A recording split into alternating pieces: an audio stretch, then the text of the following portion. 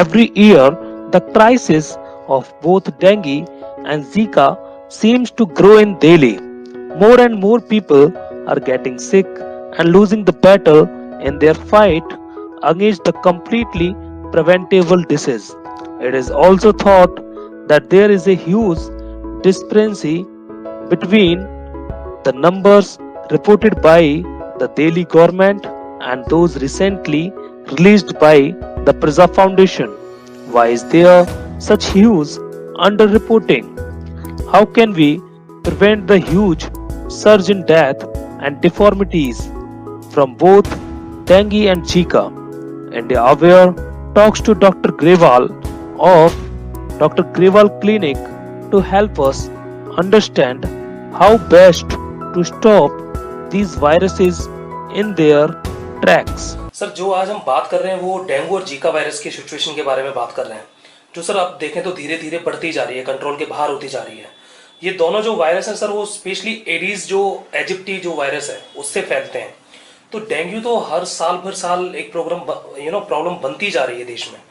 तो जबकि हम कहते हैं कि हमारा मच्छरों पे इतना कंट्रोल है, इतने सारे अवेयरनेस कैंप भी चलाए जाते हैं, इसके बारे में आप हमें थोड़ा बताइए। कि देखिए, एडीज वायरस नहीं, एडीज मस्कीटो है, जो मच्छर है। जी सर, मच्छर। अब ये कहना कि मच्छर पे कंट्रोल बहुत हो रहा है, इस पे मैं कुछ संदेह है हमारे।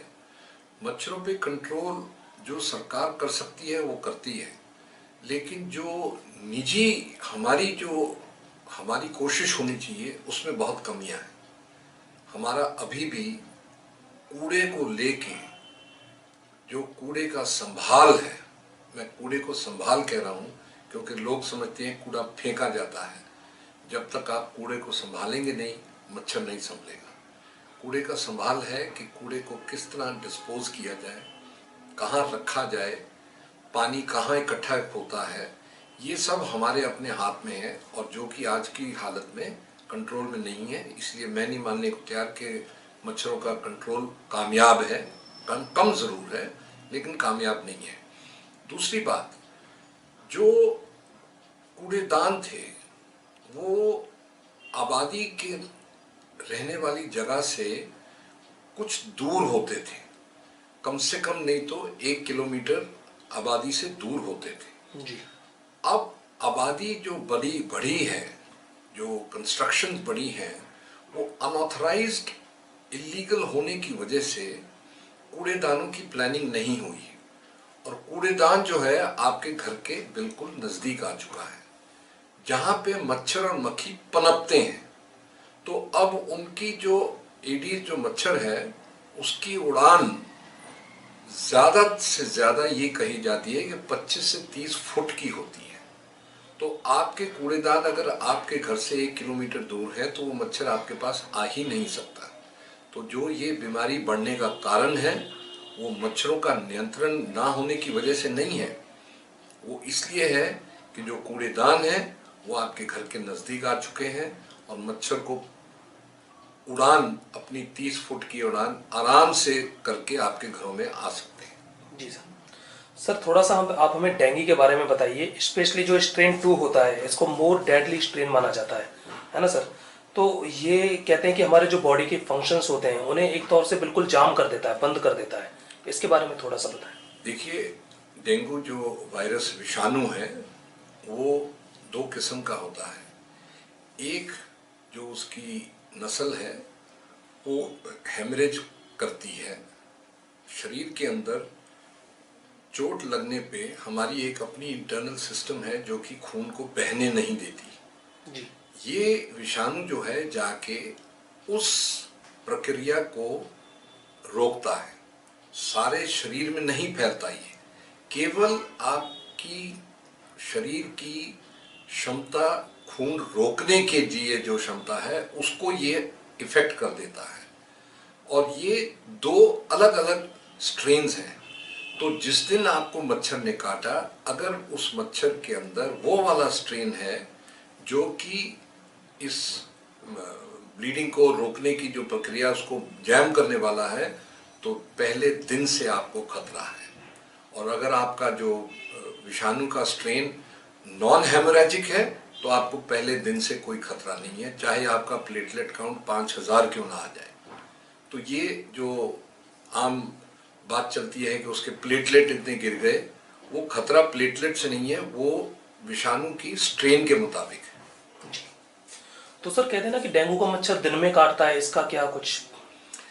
ये जो डेंगू का मच्छर है, एडीज मच्छर है, ये बहते पानी में नहीं चल सकता, रुके हुए पानी में, ठहरे हुए पानी में, थोड़े से पानी में पनपता है।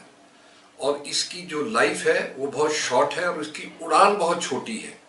तो ये दिन में इसलिए काटता है क्योंकि उस टाइम पे, शाम के टाइम, इसके लार्वे जैसे ही पूरा एडल्ट मच्छर बनता है, इनकी लाइफ 12 से 14 घंटे होती है। तो वो सुबह उठते सार अपनी उड़ान उड़ाते हैं, काटते हैं, और भाई शाम तक कई दफ़ा मर भी जाते हैं। सर थोड़ा सा आप हमें जीका वायरस के बारे में बताइए। ये कहा जाता है कि जो जीका वायरस है वो भी सेम मच्छर से ही फैलता है, जो आपने अभी बताया एडीज मच्छर। तो ये जो स्पेशली जो बर्थ इफेक्ट है प्रेग्नेंट वुमेन, उसके ऊपर कैसे असर करता है? देखिए, जीका वायरस फिर उसी मच्छर से फैलता है, और मच्छर के अंदर मच्छर को बीमारी नहीं होती, मच्छर केवल कैरियर है। तो वायरस विषाणु मच्छर के अंदर होता है और वो एक्वायर होता है वहाँ गंदगी से, पानी से, और वो मच्छर जब काटता है तो दुनिया में सबसे ज़्यादा असर जो इसका आया है गर्भवती माँ पे आया है, और वो भी पहले 3 महीने के अंदर। अगर गर्भवती माँ 6 या 7 महीने की हो चुकी है, उसको ये मच्छर जो विषाणु है जीका का, वो असर नहीं कर पाएगा। पहले 3 महीने के अंदर अंदर अगर ये मच्छर काटता है और उसमें जीका का विषाणु एंटर करता है, तो वो बर्थ डिफेक्ट्स करता है। विश्व जो संगठन है WHO, उसने ये भी वार्निंग दी है कि जीका वायरस अगर किसी को प्रूव होता है तो उनको कम से कम नहीं तो 3 महीने के लिए प्रेगनेंसी नहीं करनी चाहिए। ये इसीलिए फिर मैं दोहरा रहा हूँ कि जीका वायरस केवल पहले 3 महीने में बर्थ डिफेक्ट्स कर सकता है, उसके बाद नहीं कर सकता। सर हम जब बात करते हैं साल दर साल जो डेंगू के मरीजों की संख्या है वो बढ़ती ही जा रही है ना सर? तो अभी भी इस साल का भी अगर हम उठाएं तो एक प्रजा जो फाउंडेशन है, आप तो जानते हैं, उन्होंने जो केस स्टडीज निकाली है, दिल्ली में अभी जो 1000 और इसके केसेस इस साल में बढ़े हैं। फिर भी प्रजा फाउंडेशन जो है कि वो बताती है कि केसेस और भी ज़्यादा 1 लाख से ऊपर बढ़ते जा रहे हैं, धीरे धीरे होते जा रहे हैं। तो आपको नहीं लगता कि जो वर्तमान सरकार है, इसमें आम आदमी पार्टी की जो सरकार है, उसको कुछ इसमें लाइक कोई और प्रोसेस अपनानी चाहिए, प्रक्रियाएं अपनानी चाहिए? देखिए, जो डेंगू या जीका वायरस की रिपोर्टिंग के बारे में है, मैं जिस वर्ग से बिलोंग करता हूँ, सिंगल डॉक्टर क्लिनिक्स, हमारे यहाँ से रिपोर्टिंग बहुत कम होती है। ये एक पॉलिटिकल इशू नहीं है, ये एक एडमिनिस्ट्रेटिव इशू है। हम रिपोर्ट करने को तैयार हैं, हमें सहायता नहीं मिल रही रिपोर्ट करने के तरीके को आसान बनाना। मेरे पास इतना समय नहीं है कि मैं अपनी लिस्ट बनाऊं, जाके कॉरपोरेशन के दफ्तर में जमा करूं। हमारे पास इतना ना टाइम है, ना हमारे पास इतनी सहायता है। तो जो अंडर रिपोर्टिंग हो रही है, वो ज़रूर मैं मानता हूं कि अंडर रिपोर्टिंग है। कितनी है मैं नहीं कह सकता, लेकिन अंडर रिपोर्टिंग ज़रूर है। और ये इसलिए है क्योंकि ये रिपोर्टिंग करना का जो प्रोसेस है वो बहुत कठिन है, और कामयाब होने के लिए उसको सरल बनाया जाए। हम ज़रूर है कि जो हमारी जितनी नेटवर्क के डॉक्टर्स हैं, हमने सब कई दफ़ा चर्चा की है, वो सब रिपोर्ट करने को तैयार हैं। ये एक बात है। लेकिन अंडर रिपोर्टिंग की मैं मानता हूँ, एडमिनिस्ट्रेटिवली अंडर रिपोर्टिंग है। ये एक सरकारी पॉलिटिकल गेम को मैं नहीं इतना अहमियत दूंगा कि उनके भी परिवारों में डेंगू की बीमारी होती है। मच्छर को नहीं पता कि ये कौन सा परिवार है, तो मच्छर को ये नहीं पता कि ये पॉलिटिशियन का परिवार है, यहाँ मैं ना जाऊं। तो अंडर रिपोर्टिंग की वजह एडमिनिस्ट्रेटिव है, ना कि पॉलिटिकल है। यस, अगर पॉलिटिकली वो जो सरकार है एक डिसीजन सख्ती का ले और कॉरपोरेशन को अगर हिदायत दे कि इसको सरल बनाया जाए, वहाँ पे मैं मानता हूँ कि गवर्नमेंट की फेलियर है कि इसको इम्प्लीमेंट करने में वो उस पर जोर नहीं डाल रहे। जी सर, एक और क्वेश्चन इसी चीज़ से बिलोंग में पूछता हूँ। जब दिल्ली हेल्थ अथॉरिटी जो है वो एक तरफ की रिपोर्ट जारी करती है है ना, और प्रजा फाउंडेशन है वो एक अलग तरह से रिपोर्ट जारी करती है। तो हम जो आम नागरिक हैं, है ना सर, हमारे लिए एक चिंतित होने वाली बात हो जाती है कि भाई दिल्ली अथॉरिटी ने इतना रिपोर्ट जारी किया है, प्रजा फाउंडेशन ने ये किया है। तो आपको नहीं लगता कि ये भविष्य में चिंता का इश्यू हो सकता है? आम नागरिक का काम है ना तो उनकी सुने ना उनकी सुने। आम नागरिक का काम है ये बात समझनी कि बीमारी दिल्ली में है, दिल्ली में फैल रही है। आम नागरिक अगर अपना साफ सफाई रखे, किसी भी फाउंडेशन या किसी भी सरकारी आंकड़े पे जाने की ज़रूरत नहीं है, क्योंकि इसमें दो राय नहीं है कि वायरस है, इसमें दो राय नहीं है कि बीमारी बहुत फैल रही है। तो आंकड़े के लेके अपना बचाव ना करें, बीमारी को मानते हुए कि ये हमें भी काट सकता है मच्छर, अपना ख्याल रखें, वही बहुत। जी सर, अभी आपने हमें कारण बताए, है ना, कि किन किन कारणों से होता है, किन कूड़े वजह से होता है। तो अगर हम देखें साल 2015 में ये केसेस बहुत बड़े हुए थे उस टाइम पे, और साल दर साल बढ़ते जा रहे हैं। तो इनको रोकने के आप हमें कुछ सॉल्यूशन बताइए, एक एज ए आम नागरिक एज वेल एज गवर्नमेंट, दोनों एस्पेक्ट्स। डेंगू और जीका वायरस की प्रिवेंशन के एस्टैब्लिश्ड मेथड्स हैं, कोई नई रिसर्च करने की ज़रूरत नहीं है। ये बात समझनी पड़ेगी साइंटिफिकली कि वायरस जो विषाणु है, इसका जो लाइफ साइकिल है वो ऑल्टरनेट ईयर से आता जाता है। तो ये ज़रूरी नहीं है कि इस साल बहुत आया तो अगले साल भी आएगा। नेचुरली इसकी लाइफ स्पैन जो है वो ऑल्टरनेट ईयर्स पे आती जाती है। तो ये एक इसका नेचुरल हिस्ट्री है।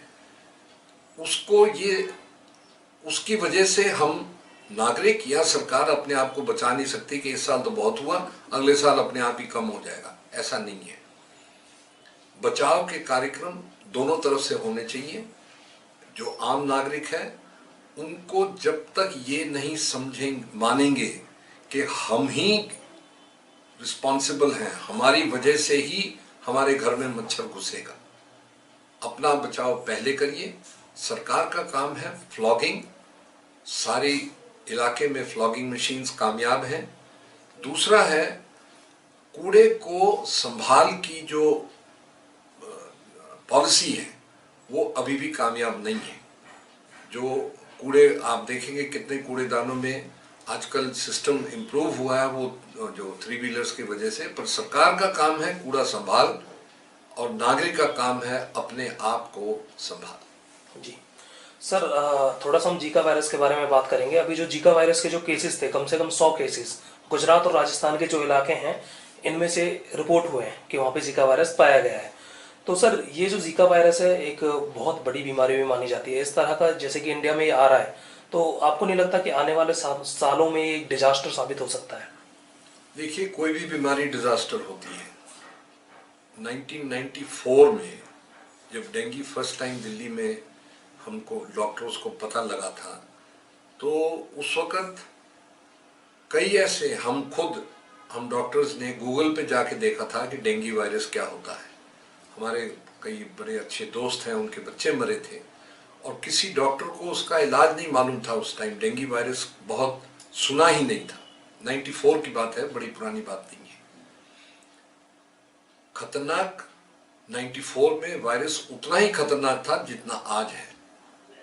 सवाल यह है कि उस टाइम संभाला नहीं गया, लोगों को नहीं मालूम था, सरकार को मालूम नहीं था। आज भी विषाणु जो है उतना ही खतरनाक है। दिक्कत आ रही है सिर्फ उसको बचाव में जो स्टेप्स नागरिक इंडिविजुअली लेना है और सरकार लेना है, उस स्टेप्स में कमी है, इसलिए बीमारी बढ़ रही है, ना कि विषाणु खतरनाक हुआ। विषाणु उतना ही खतरनाक है, उसकी बीमारी भी उतनी खतरनाक है। हम अपनी जिम्मेवारी नहीं कर रहे, इसलिए बीमारी बढ़ रही है। जी सर, यूएस एफडीए जब अभी एक डेंगू की जो एक दवा निकाली है उन्होंने, है ना, जिसको हम डेंग वैक्सिया बोलते हैं, तो जो धीरे धीरे बहुत सारे लोगों की जान बचा रही है अगर ऑल ओवर लेवल पे देखा जाए। तो जिस तरह से हम देखते हैं सर, ये वैकेशनली जो इसका जो कॉस्ट है वो ड्रग कंपनी अपनी तरफ से डिसाइड करती है। तो भारत जो हमारा देश है, कोई इस तरह के अपने वैक्सीन बनाने की कोशिश कर रहा है इस सिचुएशन को हैंडल करने के लिए? मुझे इसकी पूरी जानकारी नहीं है, लेकिन इतना ज़रूर मुझे पता है कि डेंगू वैक्सीनेशन पे काम हो रहा है।